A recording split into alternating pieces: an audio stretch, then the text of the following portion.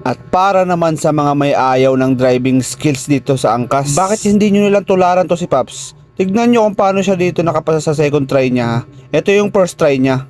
So ito dito, medyo madalas pa yung tukod niya dito. Ayan, tukod dito. Ayan, tukod ulit dito sa kabila. Ayan. O di ba tukod-tukod siya dito. Medyo kasi naaalangan pa siya rito or isa na din yung kaba. Itong unang try niya medyo kakabahan pa talaga kayo. Kahit sino naman basta unang try mga paps kakabahan tayo diyan. Pero kahit na ganun, subukan niyo pa rin. Huwag kayong matakot, tapusin niyo yung tapusin niyo pa rin. Kasi kahit hindi kayo pala rin sa unang try niyo, sigurado yung pangalawang try niyo alam niyo na yung gagawin niyo at syempre confident na kayo doon. Bali, kadalasan kasi dito mga paps sa pangalawang try talaga nila is nagagawa na nila talaga ng tama yan. O tara, panoorin natin yung first try niya ha. Tingnan natin. O, dito, lapag paa, pero mali pa yung ginawa niya rito. Naikutan niya to. Yung isang cone na yan. Dapat hindi niya na iniikutan eh. Pero dito, sige, try natin ulit. Tingnan natin. First try pa lang naman to eh. Makakabawi pa yan. May second try pa eh. Marami pang try.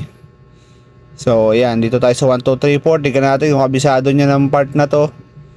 Okay, number 2. Very good. Very may pagkain lang. Kinakabahan. So, okay. Nagawa naman niya ng tama yung number 2. Number 3.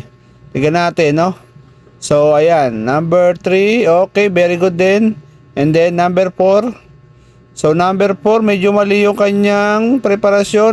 Mali yung ikot din. Number 1, hindi na ikutan. Dapat exit na yun, diretso eh. So, ginawa niya, bumalik sa number 3.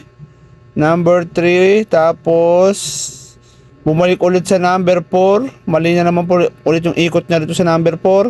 Then number 1, exit, arangkada, sabay full stop, retake. Ito naman ngayon ang kanyang second try. Panoorin nyo mga paps kung paano siya rito makapasa sa kanyang pangalawang subok.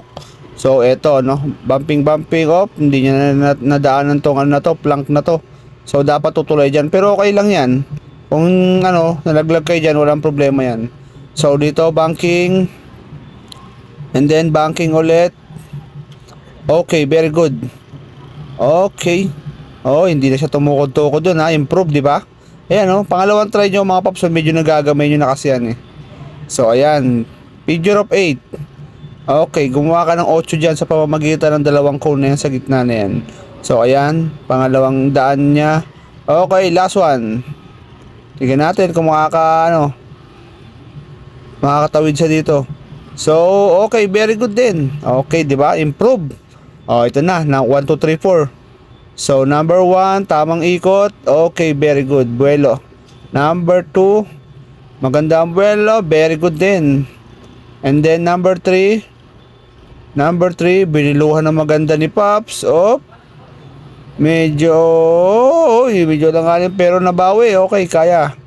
Number 4, okay, tama na yung ikot niya dito ah. So ayan, kita niyo naman, di ba? Tama na yung ginawa niyang ikot doon sa number 4 and then number 1 exit. Okay, very good na. Perfect na yung ginawa niya rito. So ayun mga paps, second try lang mga paps, kaya na makapasa. Tama na yung kakasabi diyan na wala namang ganyan na daan.